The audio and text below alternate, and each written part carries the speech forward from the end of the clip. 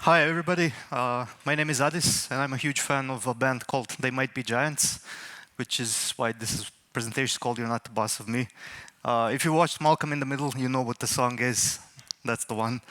As I said, my name is Adis. I work as an engineering manager at Superology, specifically for the social vertical. And the vertical thing here is going to be pretty much the theme of this presentation. So if the vertical is an unknown term to you, don't worry. By the end of it, you'll figure out what I'm talking about. About my background a bit, I like to say like I'm a developer in denial or a rehabilitated developer because I used to do agency work for 10 years. I was working in iOS up until recently. And I had a decade of experience of building different kind of apps. I worked in fintech, I worked with IoT apps, I developed some different kind of apps for startups. So I had a kind of ability to go all across the board and develop all kinds of things, all the way from the graphics to the low nitty-gritty stuff. A lot of the opinions that I'm going to lay out here are going to be from my own perspective as a guy who worked for an agency for a long time and then decided to move into product business. And I would say these are the things that I would like to hear back when I was considering moving to product. So the information that the information that I really wish was more out there for myself. So Superology, as I said, previously known as the score alarm, for some of you who might know, we used to develop a white label app for betting, which was pretty much a one-stop shop for betting fans, where you had your stats, you had all kinds of different functionalities within one app, instead of like using multiple of them. Recently, we were acquired by Superbet, and ever since then, we are functioning as an innovation and research hub within the Superbet. This is the product that I'm going to be talking about. Superbet is like a mobile-first company. We push all our chips within the mobile rather than the web. And one of the interesting things here that I'm probably going to talk about is it has stats and social features. Social features are the interesting ones. It's going to be something I'm going to be driving through the entire presentation, partially because I'm an engineering manager for social, partially because I find it one of the most interesting functionalities for now, let's say, within the app itself. Within this talk, I want to talk to you a bit more about our motivation, about these kind of empowered themes, the way we work, why we work a certain way, and everything, about where we got the idea to work this from, like didn't come out from the blue sky, and finally the results, how the teams look like right now, and where we might be heading in the future. So let's start. Before we begin, we need to explain how a vertical is formed. To start off, we should probably move like way back to a beginning where I think pretty much anybody who develops was at this point and in some part of their life. You were working on a single app, maybe with one other developer, maybe not. That app was either maybe a small one or it grew as a monolith. I think everybody here worked on a monolith in their life at some point as well. And usually how this function is, everybody does everything. So you have maybe one or two iOS developers, there's an app, everybody knows the entire scope of the app, everybody can contribute to any part of the app itself, and everybody is familiar with the business scope of the app itself. And as these things tend to grow, and they will grow with time, this kind of model becomes it's unmaintainable. So what happens is that your way of working is going to improve. The first things that is going to happen is how we initially set ourselves up, is that we're going to split our teams into feature teams in order to parallelize either the development of the certain features or to prioritize someone else, or just maybe to make sure that nobody has the scope of the entire app in the app. We want people to specialize. So this is the intuitive way. This is what everybody will do in the beginning, and it's a pretty decent level. This is also going to happen across your entire stack. So your iOS developers, your Android developers, your backend developers, etc., are going to try to specialize probably.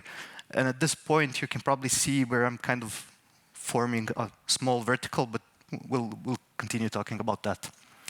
Before we started, once you get to this point, you can either continue experimenting, or you can maybe try to take inspiration from some of the companies who are leaders in the tech industry. In this case, let's say, for example, like the companies that have strong products, products that people love to use, products that have been time and time again proven to be able to match both their complexity, both their scaling, and they've still remained the products that people love to use. So these are the kind of teams that we wanted to look upon, see what they do well, and possibly use them as an inspiration to build our own infrastructure. One of the things that you can see once you start looking at these teams, which will be like your Spotify's, maybe somebody at Amazon, or Netflix, for example, is that they all have empowered autonomous teams with a strong culture. I'll explain a bit more into detail after this. So this, as a case study, let's take how Spotify organizes itself. I think you even heard from Ivana's talk. This is a very similar to organization, how they would call. You would have a team that's the one that's vertically formed here. This is the vertical cross-functional team that works. A lot of these teams would be formed into a tribe. A tribe would be something where you have teams who are working on similar things together, and they would be grouped together somehow. And chapter, in this case, would be something like your iOS teams, your Android teams, or something else, where there's also the strong component of horizontal knowledge sharing. Like you want to drive technical excellence, and you want to make sure that your iOS developers are learning from other iOS developers, and that they are also interacting with other people within their vertical, which would be shortly meaning for most of you iOS developers, you would be talking mostly to another Android developer and your backend developer to make sure you're doing the best you can. And second point of inspiration that's probably important here is Netflix. Namely in their mantra, that's the freedom and responsibility. Netflix allows I don't know how much you're familiar with how Netflix works from the inside, but they have removed a lot of the control mechanisms that we take for granted in a typical company. So pretty much anybody at Netflix is allowed to spend the company's money as they see fit. They do not need an approval from somebody. They can just do it however they think they should be spending it. The obvious reason here the obvious thing is here that once you have that amount of freedom, a lot of responsibility comes for it. Anything you do, like spending the company's money, should also benefit the company itself. Like you should be working in the best interest of your own company. The downfall of this model, possibly, well, not the downfall, but the great con of the model is not everybody is capable of working within this kind of a team. You need people who have a strong internal drive to work, strong internal drive to find work themselves, and people who can kind of thrive with the lack of a framework telling them what they need to do and how they need to do it. So finally, once we have this, we have an idea that we need a better team. We also have some inspiration from the tech giants as well. We're going to form these vertical teams. So what happens? You slice together all of your teams technologically that you have. You form a very nice sandwich. Then you slice it upon vertically just to get that beautiful cross-section. And that cross-section is your vertical team, the cross-functional team, because how you share a sandwich makes sense in that way the most. The second step that you want to do here as well is also to reduce the interdependencies between the teams, so you can allow them for maximum autonomy. You want, for example, let's take back the Spotify again. You have teams that might be working on your weekly playlists and your music discovery, and you have a team that's working on your player and your music reproduction. Those teams, it doesn't make sense for those teams to depend on each other. You want them each to innovate and iterate on their own products without being dependent on one itself. You all want them to be aligned, definitely, because for some reason what you are playing, what type of music you are playing also has some dependency on what type of the music it is, and the display is important. So you need high alignment, but the interdependency is very low, and that's the end goal. So currently, at Superology, this is how it works for us for now. We have these teams vertically, which are social stats, betting account, and quite a few others. I didn't put them all in. And you can see that they all have different roles within a team. You have from the PM, product designer, engineering manager, up to your engineers, data analysts, QAs, user researchers, and product marketing. The entire team is a self-contained unit. The interdependencies sometimes are stronger, sometimes not so, depending on what type of work the teams do. Some have less interdependencies, some have more. And we also strongly emphasize the horizontal component here, the knowledge sharing and personal development. So every iOS developer is going to have the opportunity to talk to another iOS developer and develop themselves professionally. So this entire story also is kind of reflected within the code base itself. And this is what I want to talk to you about next. So initially, you have an app, especially when you're a very young developer, when you start working, you have an app that's a monolith. And some apps never move out of this model, which is perfectly fine. Not all of them can, and some of them are well suited to work as a monolith. But eventually, when you start working on product teams, you'll want to separate this somehow. Initially, your app doesn't have very good separation. You either have, like, if you start working in C, you have this int main, and that's everything. You just bunch everything into a single code file. Later, you're going to start, for our example, our models, networking UI, and everything's going to be kind of interdependent, meshing together. A lot of components are going to be talking to each other where shouldn't be, etc. So once your way of working improves, your code base starts separating. And this is what you'll initially start doing. The models, the networking, and such things that don't really carry any business logic are the first thing that you're going to try to separate from the business logic itself. So you're going to have your app, you're going to have some maybe either outer libraries or any other way of code organization. Maybe your architecture is going to decide how this looks like, it doesn't really matter. And you're going to always going to have some shared code, and that's unavoidable. And finally, once you form into certain teams, like in this case, the verticals or the product teams, this is how it's going to look like in actual production. If you took a look at our GitHub repository scheme, it's going to reflect a lot of what I'm showing you here. So each of the teams for working on the iOS app is going to have their own models, their own networking, their own UI, some other components. There are going to be some shared modules, obviously, and there is going to be one larger module, well, not larger, one module that everybody can talk to. For example, the social and the stats here might want to share some information, but they are not aware of each other's existence. They should not be. In order for them to exchange information in this kind of model, we're going to have the social is going to ask the app for some information. The app is aware of all the other models. It's going to find all other modules. It's going to find which other module has the information that is needed. Going to pull it up via some interface, in this case like a protocol. And once it gets that information, it's going to pass it back to the one requesting it. The idea here is to actually allow teams to push code, to be able to work without actually depending on what the other team does. This is also kind of reflected within the release cycle. So each team commits within their own code base, and once we're ready to release, every now and then, what's going to happen, the app is going to pick up everything what's ready from the other teams, compile an app from that, and we're pushing it to the production. So one of the obvious questions when you have a model like so is how do these empowered teams, these teams that work, and what are they some process? I could talk about this topic for a bit, quite large, but I just decided to pick up a few interesting tidbits and a few things that I found interesting myself when I was working. The first and obvious things is there's no boss, like there's no the stakeholder, there's no one person telling how this app should look like, or what feature to build. In a traditional way of working, you usually have some stakeholder that's, if it's a startup, maybe it's a CEO or a CTO, maybe there's some kind of a product owner. There's always one person who brings the ideas into the product. That usually goes through a funnel to some architect, then it goes through a design process. Eventually that design process goes through to some developers who create a specification out of it, and then we decide it's time to include the engineers. This is not the case here, obviously. Instead of that, what we have processes that are called discovery. Discovery is how we figure out what we do next. There are a lot of different ways to do this.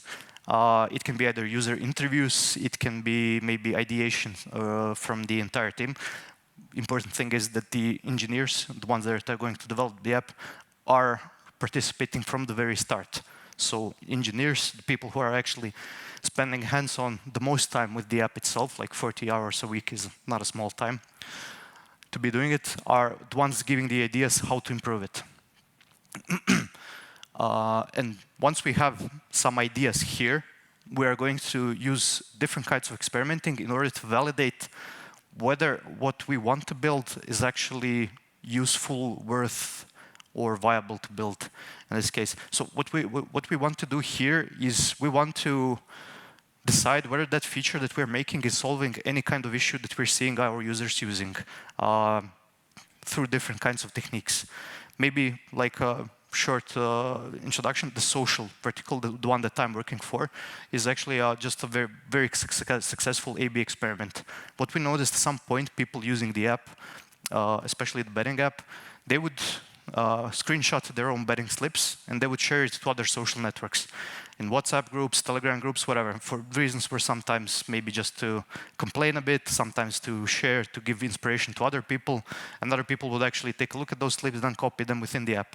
And we figured, why not allow them to use that within the app itself? So the app currently has a feed where you can see like an Instagram feed, you can follow certain people, you can see what they're betting on. If you like what a certain person is doing, you respect his choices, you can click copy on a certain slip, and it's going to be immediately copied to you, so you can pay it in and play the same pairs or whatever. And just to give you a rough idea, currently we have around 700K users that have opted in to social. You have to opt in to actually see all those other things. I think we have around over 1.5 million copied bet slips, so it was a very successful experiment in itself.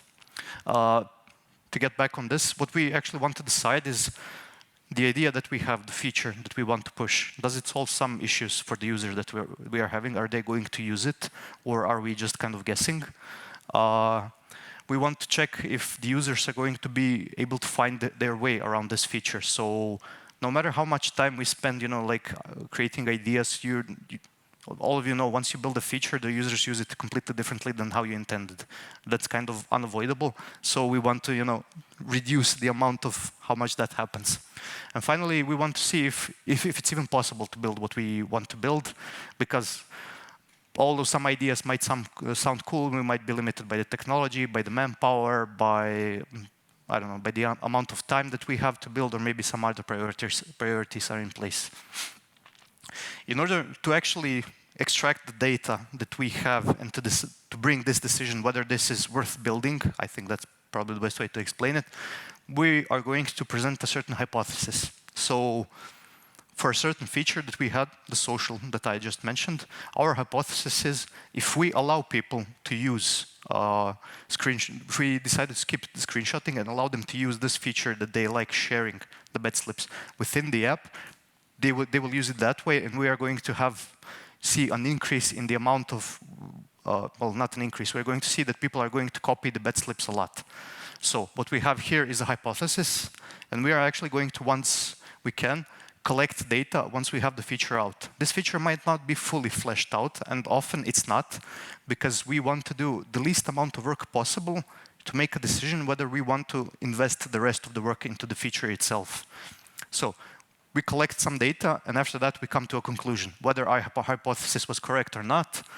And if it was correct, we're going to finish building the feature. If it's not, we're going to discard the feature and hopefully learn something from it. Failing experiments is a part of the process. So I would say some people estimate that about half of the experiments you do are going to fail, and that's part of the process itself. Failing is safe.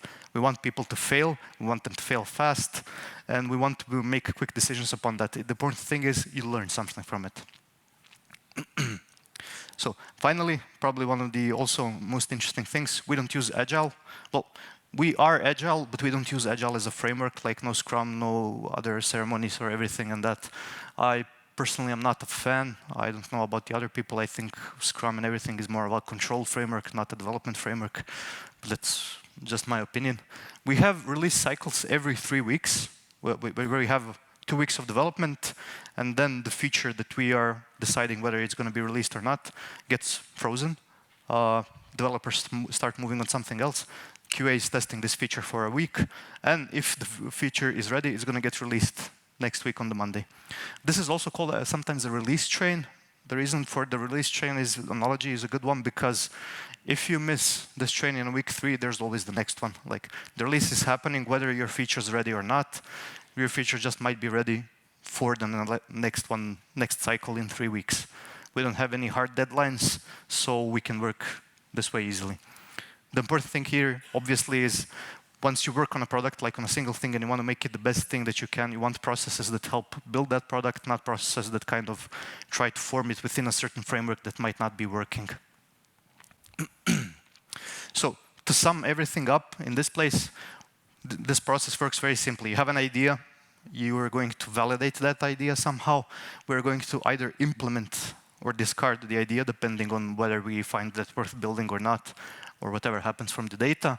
And once we take that, we learn something from it, and we move back to the idea.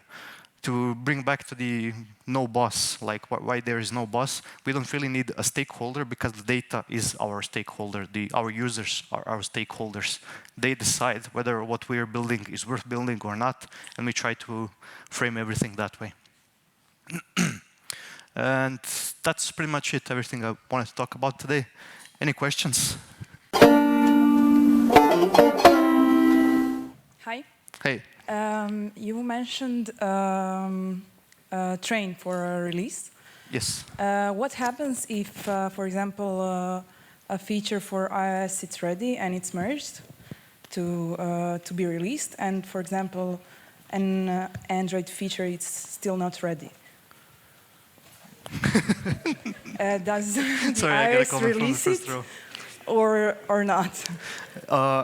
It depends on whether we are interested in pushing the feature at the same time. I would say a lot of them are not really that user critical. If I come back to the experimenting part, we'll often experiment on one platform only because it's cheaper, rather than experiment on both. Like, you get the same data from whether it's an iOS or Android.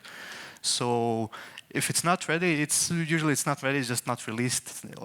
In this case, not released means it's hidden behind the feature flag. The iOS might push it to the production, and we're just going to hide it behind the feature flag until it's ready. Then we're going to bring down the flag and push the feature to whomever we want to see it. Okay, thanks. Welcome. Any more? Oh yes, the back row there. I have a question regarding the shared components. You mentioned that, like, there are shared utilities, like maybe models or some stuff. Like, example, notification utility for pushing notification. Mm-hmm. Like, social stuff can display notification of a message, and like betting where your ticket goes when it's like a game is done. Like, who takes ownership of those features that are shared between the teams, the quality of it? Because in this way, if there are no more details, like, it could be like a large pile of trash that each team just throws in and no one has ownership of it. Currently, the entire team, because they're kind of still small, so they can talk to each other and everything. I think there you can find maybe some stakeholders within the team, like people who are softly owners of everything. We don't have a strong need to develop strong, like, owners of the certain part, like maybe Rantastic does, but I think they have 30, 40 iOS developers. I think Ivana can correct me. I think I'm in the ballpark. So at that point, you cannot expect everybody to talk to everybody. At this point, we're still a small team, so no defined stakeholders. But once that happens, obviously, we're going to have to define the stakeholders, owners of the library, who are going to be driving it. But as long as it's, as long as you push something inside the shared code and everybody else can see the pull request, you can kind of chime in and save everything. So a lot of the information goes through the pull requests itself. Okay, thank you. Any more? I hope I'm not missing any hands. You're all kind of green. Oh, yeah, we have here. Gentleman in the middle row. Gentleman. Okay.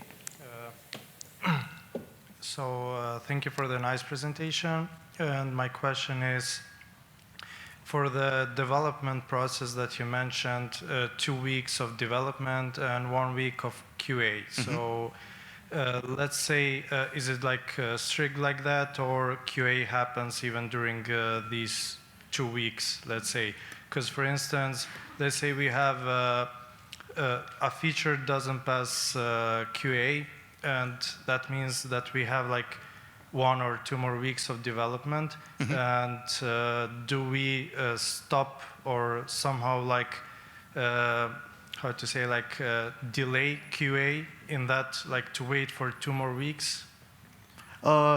There's no like hard decision model here, but for the most part, we're not going to be stopping the QA because it makes sense for them to push out something else and work on it entirely. I mean, the QA is not available for 1 week only. They work for the entire 3 weeks. The 2 weeks prior just might be working on automation or maybe some different other processes that help them test. But for the most part, they are available the entire time. And depending on their priorities, sometimes something might push other things out of the pipeline. But I would say that the majority of cases would be we continue with the QA past the release chain. You can consider like the release chain is something that just pulls you at a certain point, picks up whatever is ready in the code base, makes a build out of it, and just launches it to the store. And whenever you're ready, you board the train itself, and you also launch yourself to the store. Thank you. All right, I don't see any more hands up. Oh, one more. You won't go away so easily. So you rely heavily on the experiments, but you mentioned ideas. So can you tell us more about how an idea becomes an experiment? Good one. Okay, depends on where the idea comes from. Everything. At some point, we have to decide what's going to be worth building or something else. Sometimes our product managers are going to go and do user interviews and everything. And sometimes they will find things that are kind of very obvious that can be easily tested. Like quite recently, we wanted to see if our users want to talk to each other via direct messages. So we weren't quite sure if it's worth building or not. So we made like a fake door experiment. We had a button to each other's profile where you can tap on that button that looks like you want to send them a message. Once you tap the button, we opened up a prompt. Oh, thanks for the interest of this feature. Can you tell us what you expected? But we have some data behind that. For the ideation process, we use something that's called a nice method. Basically, the entire team is going to be within the room. We're going to grade the features depending on a certain scale. Everybody's within that. The feature is going to get a certain amount of points, then we're going to order them from the most to the last. And from the top of the list, we're going to pick up the thing that looks the most interesting, the most easy to build at this point, that makes the most sense to build right now. Satisfied? Another one in the first row. Yes. Gentleman in the first row. No, I think you can stay. I can hear you. Thank you. Oh. Thank you. Sorry. That's on me. I would like to know more about code organization and from Xcode perspective. So you mentioned that there is components like stats, betting, and It's a library, I would say. It's a library, and we use Swift Package Manager to manage our libraries. Yeah, and when there are some shared code, for example, we saw that every library has UI, models, network. So, for example, where is Network Manager? Is that in share code? The network that we use is very lean, so it doesn't really need the manager itself. But in order to get like really good technical details, I think the guys, where are they? My iOS developers, right? Right 2 rows behind you is our lead iOS developer. He can answer, I think, everything in detail. Yeah, one global question. For Sure. example, does every team opens just that specific library in Xcode, or open the global target with all libraries and work on just one particular? I would say library? it depends on what you want to do. If you want to update the library just itself, you don't really need to open the entire code base. But eventually you will have to, because you want to test everything together to see if everything's working. For the most part, you have everything opened up because the workflow generally for most of us is that we're not relying so much on unit testing, so you're not going to be like having a bunch of unit tests and you're going to test yourself against a very strict something. You want to see an app running on your phone. So in order to do that, you need the entire project open, and you're going to be doing changes, then checking it out yourself if it is or it's not. Yeah, we're a bit traditional sense, that way as well. Thank you. Maybe another one? Or we ready? Now we have to throw the ball, actually. All right, yeah, I can see. Get ready. People help him. Kad se male ruke slože. It's deploying to production. Thanks. How does it work? Okay, it works. Black button. What was the trigger from going from monolith to vertical teams? Was there a specific moment or specific need?